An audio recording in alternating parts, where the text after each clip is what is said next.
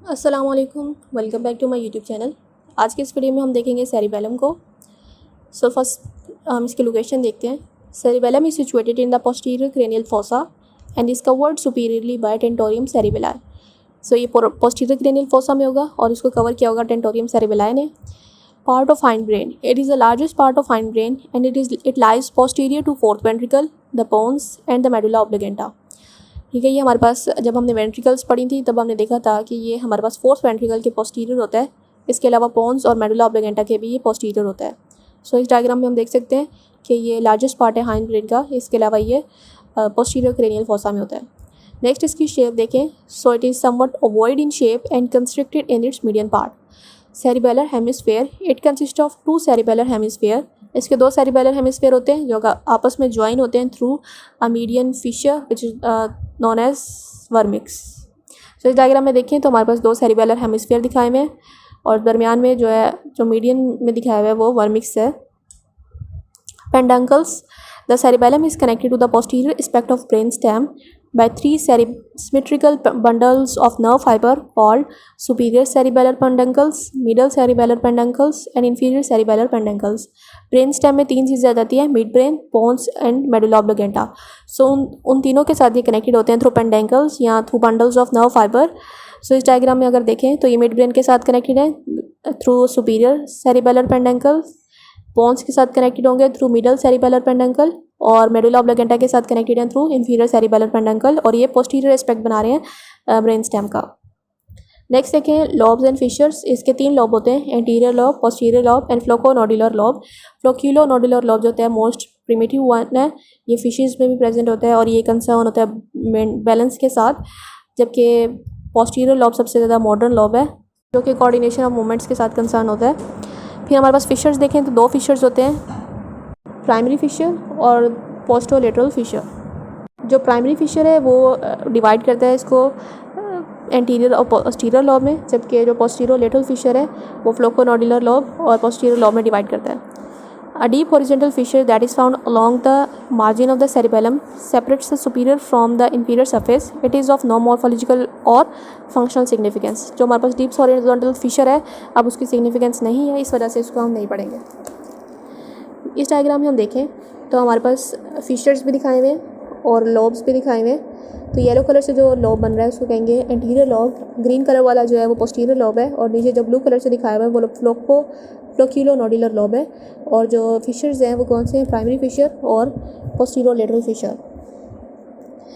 Next हम देखते हैं स्ट्रक्चर ऑफ सेरिबेलम। सेरिबेलम जो है it is compose of outer covering of grey matter called cortex and inner white matter.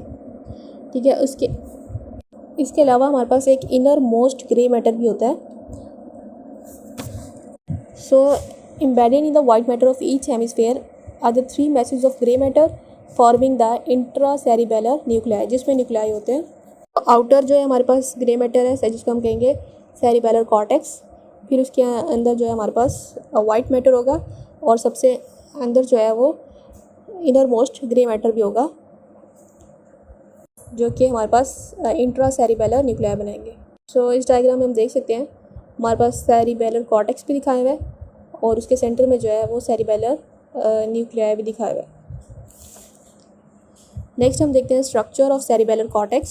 Cerebellar cortex can be regarded as large sheets with fold lying in the coronal and transverse plane. Each fold or folium contain a core of white matter covered superficially by gray matter. A section made through cerebellum parallel with the median plane divides the folia at right angles and cut surface has branched appearance called arborvitae. So जो cerebellar cortex है उसको इस तरह देखता है जैसे कि एक लार्ज शीट है जिसके अंदर फोल्ड्स हैं और उन फोल्ड्स को हम फोलिया कहते हैं और ये डिवाइड हुए हुए हैं arborvitae में। सो इस डायग्राम में हम देखें तो हमारे पास जो सेरेब्रल कॉर्टेक्स है वो डिवाइड हुआ हुआ है फोलिया में, फोल्ड्स में और इसके अलावा arborvitae भी दिखाए हुए हैं जो हमारे पास ब्रांच्ड अपीयरेंस है। नेक्स्ट हमारे पास जो फंक्शनल एरियाज़ हैं सेरिबेलर कॉर्टेक्स के, जिसको हमने देखा था वर्मिक्स, इंटरमीडिएट जोन या फिर पैरावर्मल जोन भी कहते हैं इसको, और lateral zone. So the cortex of vermis influences the movement of long axis of the body, namely the neck, the shoulders, the thorax and abdomen and the hips. सो हमारे पास जो 3 फंक्शनल एरियाज़ हैं, वर्मिक्स, पैरावर्मल zone और lateral zone. तो जो वर्मल zone होता है वो हमारे पास नेक की मूवमेंट होती है, शोल्डर की, एब्डोमेन की, हिप्स की और थॉरेक्स की मूवमेंट्स होती है, इनको कंट्रोल करता है। यानी इन शॉर्ट एक्सियल स्केलेटन की जो मूवमेंट होते हैं उसको इन्फ्लुएंस करता है vermal area of cerebellar cortex. Next जो हमारे पास immediate lateral to the vermis is so called intermediate zone of the cerebellar hemisphere. जो हमारे पास वर्मल एरिया के बाहर वाला एरिया होता है उसको कहेंगे पैरावर्मल एरिया, जिसको हम डायग्राम में भी देखेंगे। ये जो है ये कंट्रोल करता है लिम्स की मूवमेंट को, distal part of the limbs की मसल्स की मूवमेंट को, स्पेशली हैंड और फीट की मूवमेंट को। इसके अलावा जो हमारे पास इंटरमीडिएट जोन के बाहर वाला जोन होता है उसको लेटरल जोन कहते हैं, which appears to be concerned with the planning of sequential movements of the entire body and is involved with the conscious assessment of movement errors. So हमारे पास जो हम sequential movement plan करते हैं तो उसके साथ इन्वॉल्व होता है ये। सो इस डायग्राम में हम देखें तो हमारे पास सेंटर में जो दिखाया हुआ है वो वर्मल एरिया है और वर्मल एरिया के जो लेटरल दिखाया हुआ है वो हमारे पास पैरावर्मल एरिया होगा, या फिर हम ये कह सकते हैं इंटरमीडिएट जोन है, और उसके बाद वाला जो एरिया होगा उसको कहेंगे लेटरल एरिया। सो रेड कलर वाला वर्मल एरिया है जो कि एक्सियल स्केलेटन की मूवमेंट को इन्फ्लुएंस करता है। पैरावर्मल एरिया ब्लू कलर से दिखाया हुआ है, या फिर इंटरमीडिएट जोन भी कहते हैं इसको, जो कि लिम्स की मूवमेंट से, यानी अपेंडिकुलर स्केलेटन में लिम्स आते हैं उसकी मूवमेंट से साथ कंसर्न होता है। और जो ग्रीन कलर से दिखाया हुआ है ये लेटरल एरिया होगा, जोन होगा, जो कि सिक्वेंशियल मूवमेंट को साथ इन्फ्लुएंस करेगा। नेक्स्ट हमारे पास न्यूक्लियाई हैं। 4 masses of grey matter are embedded in the white matter of cerebellum on each side of the midline. तो हमारे पास जो अंदर इनर मोस्ट हमने ग्रे मैटर देखा था उसके अंदर न्यूक्लियाई होते हैं। तो न्यूक्लियाई के नाम क्या हैं? From lateral to medial this nuclei are dentate, emboliform, globose and fastigial. इसको निमोनिक से याद रख सकते हैं, don't eat grease food. So dentate, emboliform, globose and fastigial nuclei. इस डायग्राम में हम देख सकते हैं फेस्टिजियल न्यूक्लियस भी देख सकते हैं, उसके बाद ग्लोबोस न्यूक्लियस है, उसके बाद एम्बोलिफॉर्म और एंड पे जो है टीथ शेप जो है डेंटेट न्यूक्लियस है। नेक्स्ट हमारे पास फंक्शन है सेरिबेलम का। Cerebellum plays very important role in the control of posture and voluntary movements.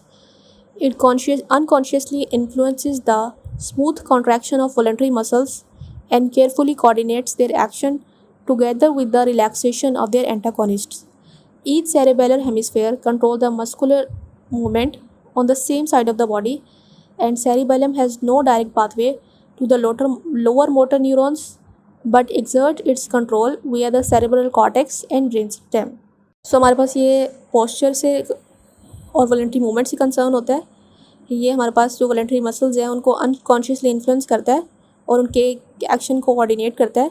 इसके अलावा हमारे पास ये बात याद रखना ज़रूरी है कि सेरिबल हेमिस्फीयर सेम साइड, मतलब बॉडी की सेम साइड की मूवमेंट को कंट्रोल करता है। इप्सीलेटरल फंक्शन होता है इसका, और इसका लोअर मोटर न्यूरॉन्स के साथ डायरेक्ट पाथवे तो नहीं होता, लेकिन इसका अपना ये एक्सर्ट करता है कंट्रोल सेरिब्रल कॉर्टेक्स और ब्रेन स्टेम के थ्रू।